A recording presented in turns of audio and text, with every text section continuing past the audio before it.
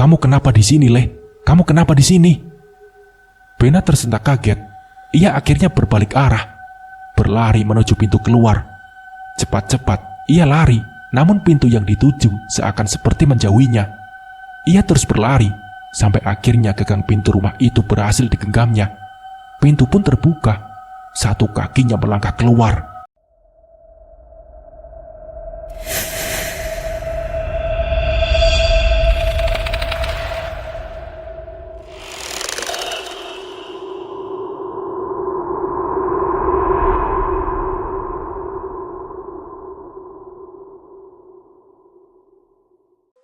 Perlahan, mata Bena terbuka. Samar-samar, ia melihat genteng rumah dan batang bambu yang menjadi atap rumahnya. Bena tergeletak di rumah itu sendiri. Tak terlihat lagi di mana Raka yang tadi bersamanya. Perasaan aneh kian dirasa oleh Bena. Dirinya kini hanya menatap kekosongan. Hanya ruangan rumah yang tak nampak perabotan apapun. Lampu saat itu tak ada. Gelap tapi remang cahaya bulan masih bisa masuk menyinari. Kini, ia bangkit dari tempatnya tergeletak, mencoba mencari ibunya dan Panji yang berada di kamar. Namun nihil, ia tak menemukan siapapun di kamar itu. Bahkan kasur yang mereka tempati juga tak ada. Kini, Bena pun sadar, rumah ini bagai rumah kosong yang baru pertama ia masuki. Tapi, tunggu sebentar, ucapnya dalam hati. Lantunan suara wanita terdengar dari arah belakang rumah. Bena masih diam membisu, memikirkan semuanya. Mulutnya bak terkunci, otomatis tak bisa mengucapkan hal apapun. Kini, ia menyusuri ruangan rumah itu, berjalan ke arah sumber suara itu berasal. Sayup-sayup, Bena mendengar suara wanita yang sedang bernyanyi. Sumber suara itu terdengar dari arah kamar belakang. Kamar yang sudah diwanti-wanti oleh Pak Sastro agar tidak ada orang yang masuk ke dalam selain dirinya. Tiba-tiba, suara itu terdengar lagi. Suara wanita bernyanyi, entah lagu apa yang dinyanyikan olehnya. Bena masih bingung dengan keadaan saat ini. Barang-barang dalam rumah itu jauh berbeda.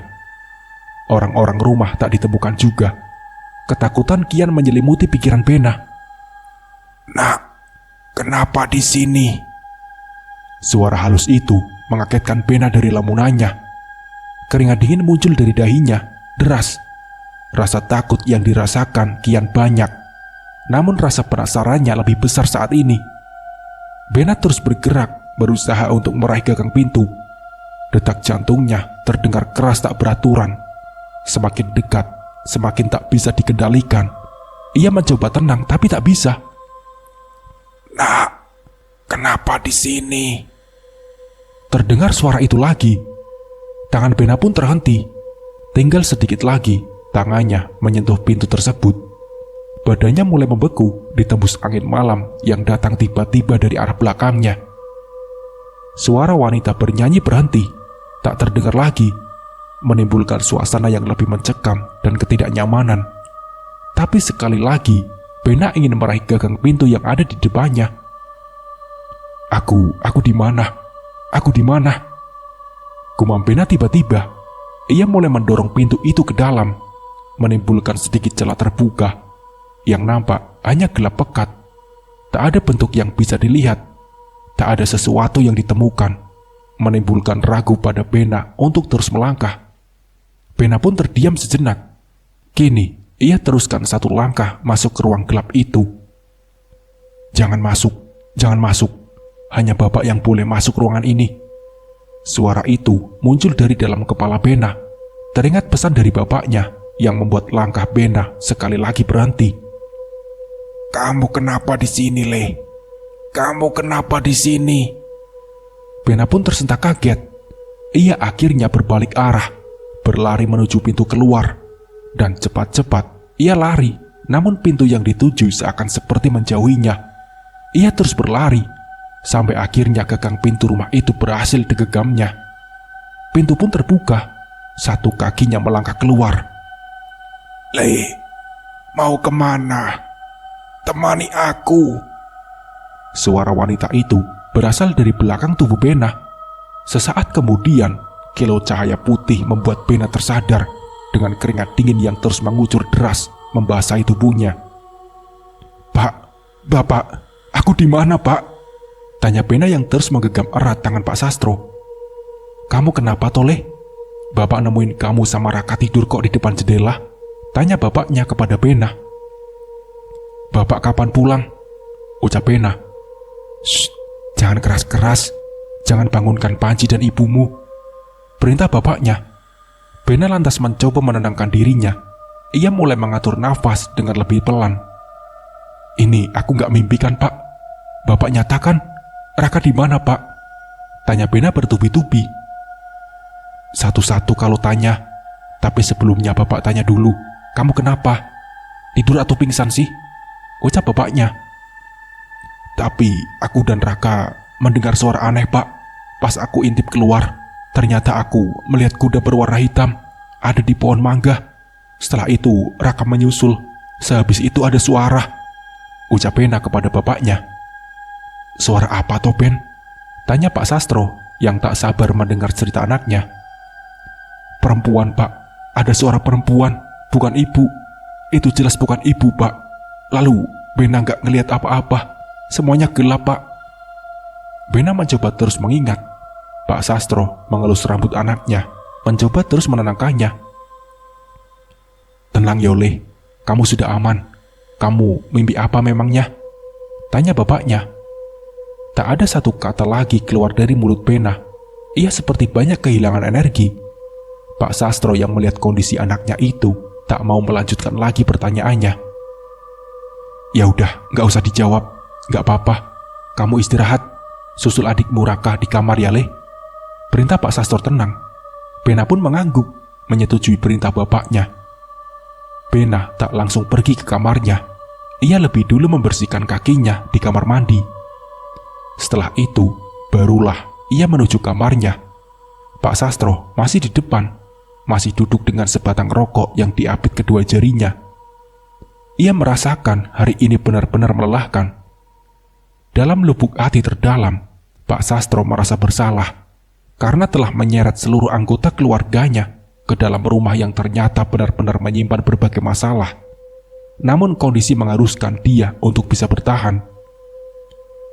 Pagi itu, hari kedua, keluarga Pak Sastro berada di rumah kontrakan yang baru. Mereka benar-benar sibuk. Sumur yang bau membuat seluruh keluarga Pak Sastro memiliki pekerjaan tambahan.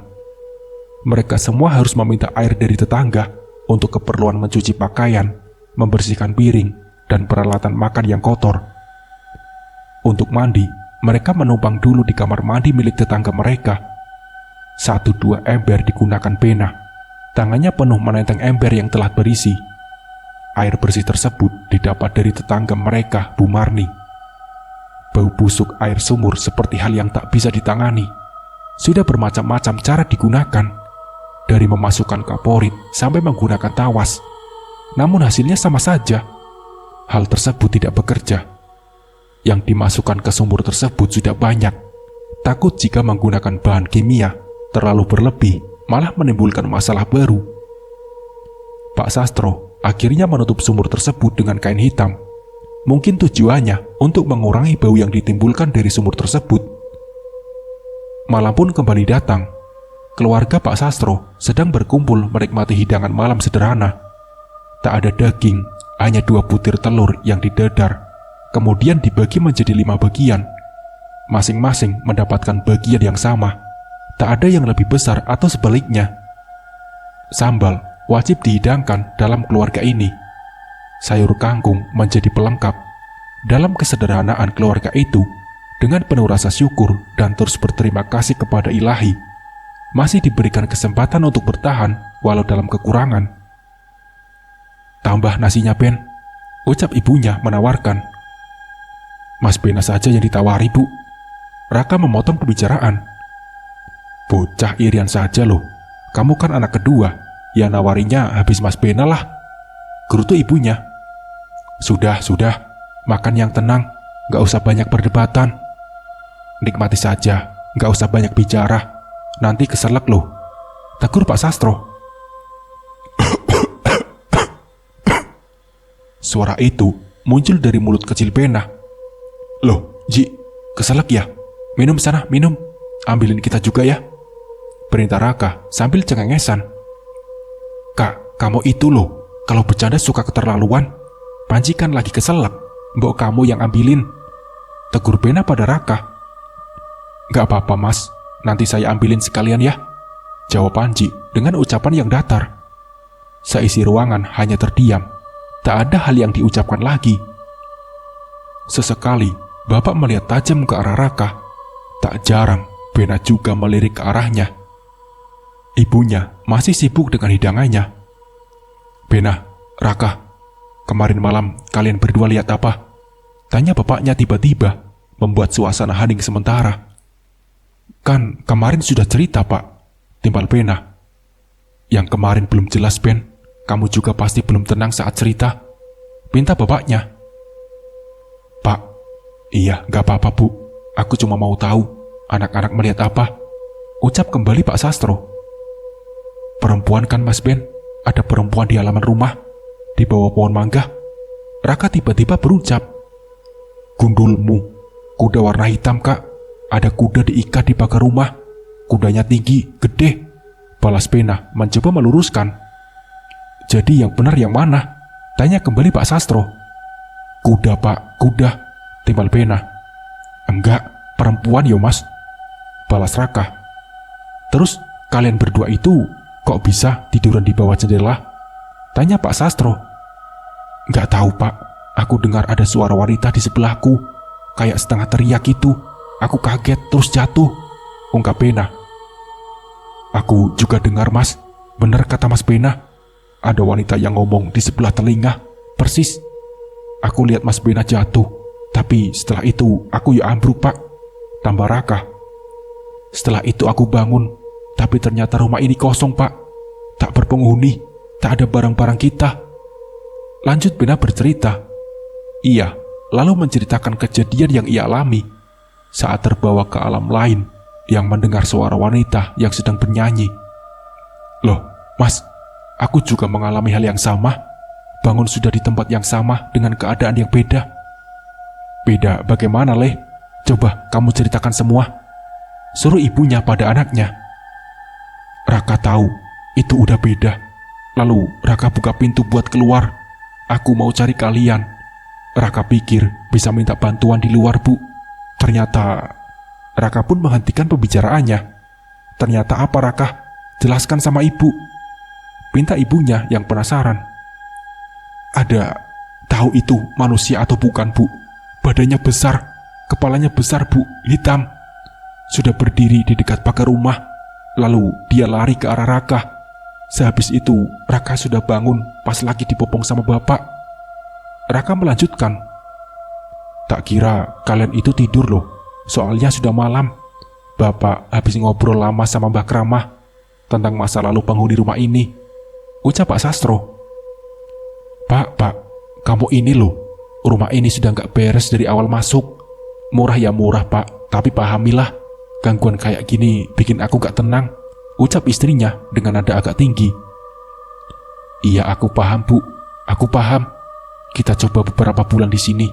Kalau semakin parah, ayo kita pindah. Aku tak cari kontrakan baru," balas Pak Sastro.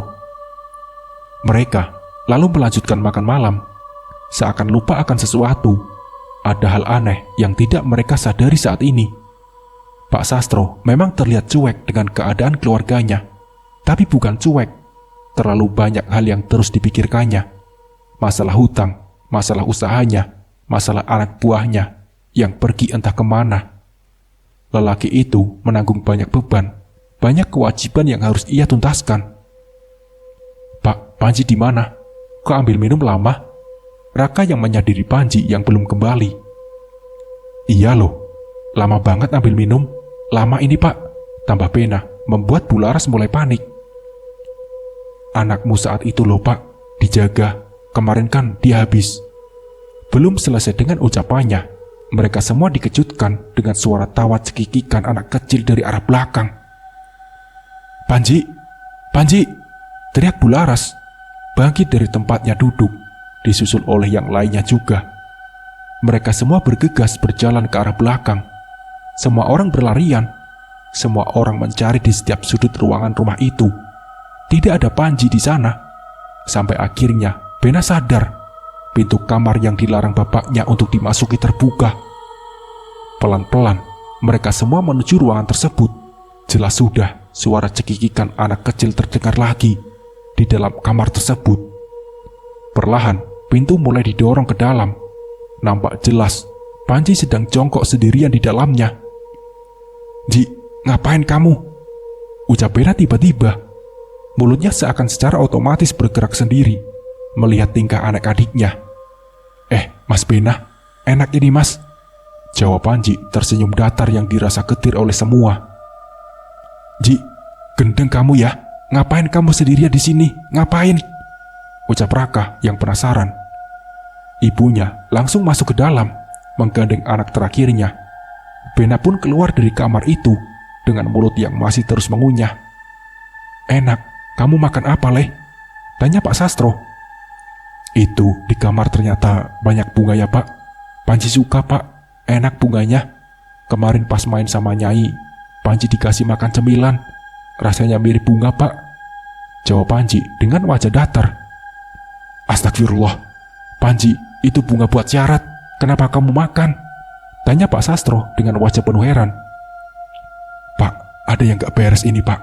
Mungkin ada kaitannya sama peristiwa kemarin," ungkap istrinya Bularas pada suaminya. Semua mata terarah pada Panji. Rasa heran dan bingung menyelimuti seluruh anggota keluarga itu. Satu demi satu gangguan datang silih berganti. Rumah yang Pak Sastro pilih seperti menyimpan misteri yang terlalu dalam. Ibu kenapa menangis?" ucap Raka tiba-tiba, yang melihat air mata yang membasahi pipi ibunya. "Kenapa, Bu? Kenapa?" ucap Pak Sastro. "Pak, aku sudah gak kuat lagi. Aku harus bagaimana, Pak?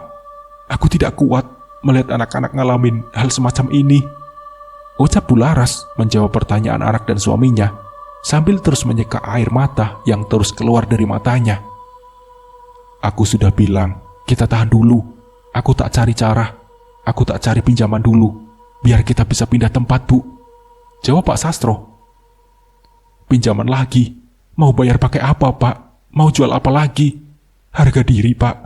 Kita sudah gak punya apa-apa, Pak. Gak punya," timbal Bularas penuh keluh. "Ibu, Bapak, sudah. Tolong jangan bertengkar di sini.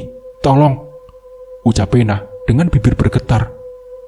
Mata kedua orang tua Bena melihat ke arahnya.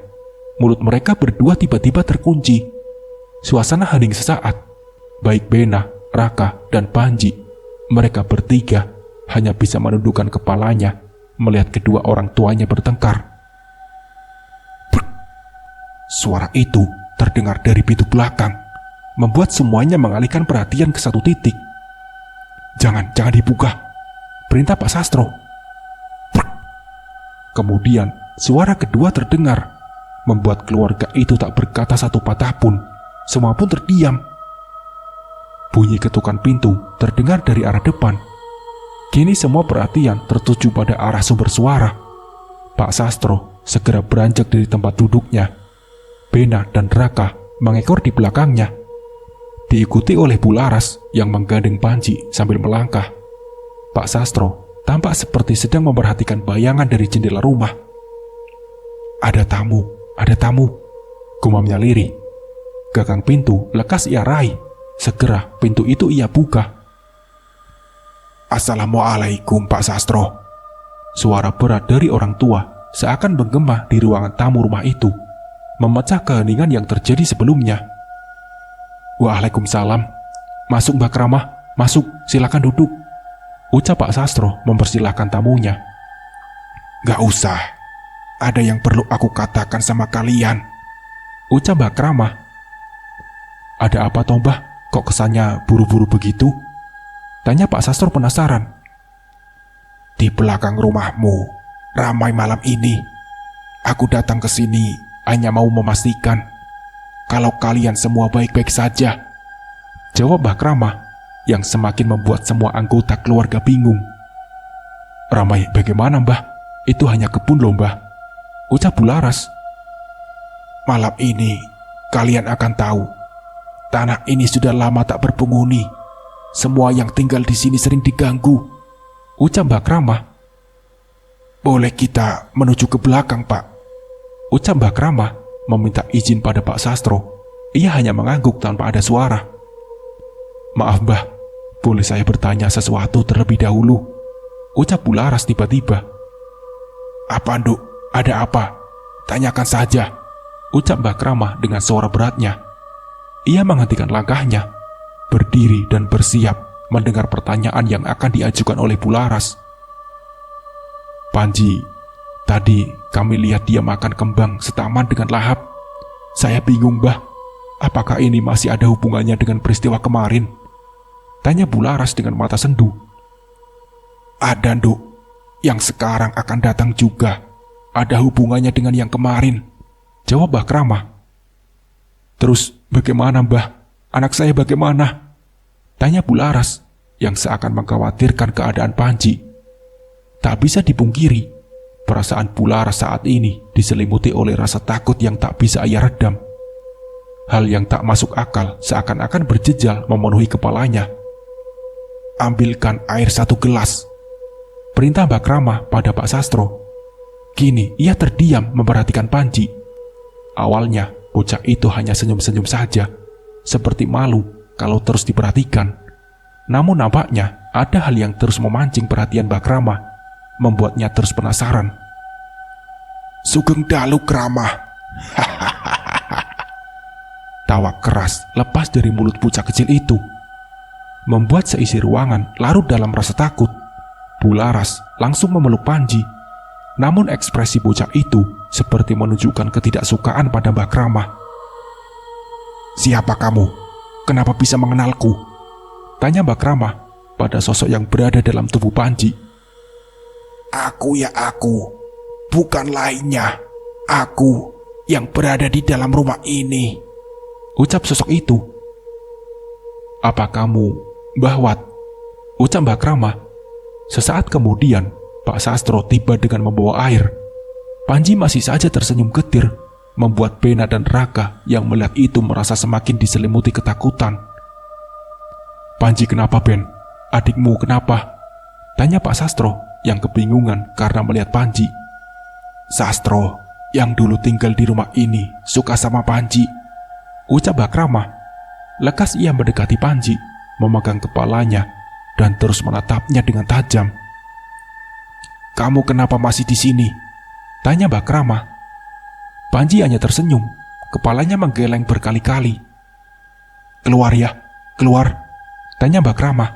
Kepala Panji menggeleng kembali. Saya tidak ingin diganggu. Saya dan keluarga hanya ingin tinggal di rumah ini dengan tenang, ucap Pak Sastro yang memberikan gelas berisi air putih pada Mbak Ramah. Mulut Mbak Ramah seperti sedang membacakan sesuatu. Diminumnya air itu. Setelahnya, ia alirkan sedikit air ke tangannya. Setelahnya, Mbak Ramah membasuh wajah Panji dari atas sampai 3 kali. Pak Sastro memijit beberapa bagian tubuh Panji, membuatnya tenang. Sesaat kemudian, tubuhnya ambruk. Ditangkap Bularas yang sedari tadi ada di belakangnya. Anak saya kenapa lagi, Mbah? Tanya Bularas dengan wajah penuh kebingungan. Bawa anakmu ke kamar, lalu tumbuk 3 bagian bawang putih dan bawang merah. Oleskan pada bagian tengah keningnya, di atas telinga kiri dan kanan. Cepat, lakukan, Duk, perintah Mbak Ramah pada Bularas. Tubuh mungil Panji segera diangkat Pak Sastro.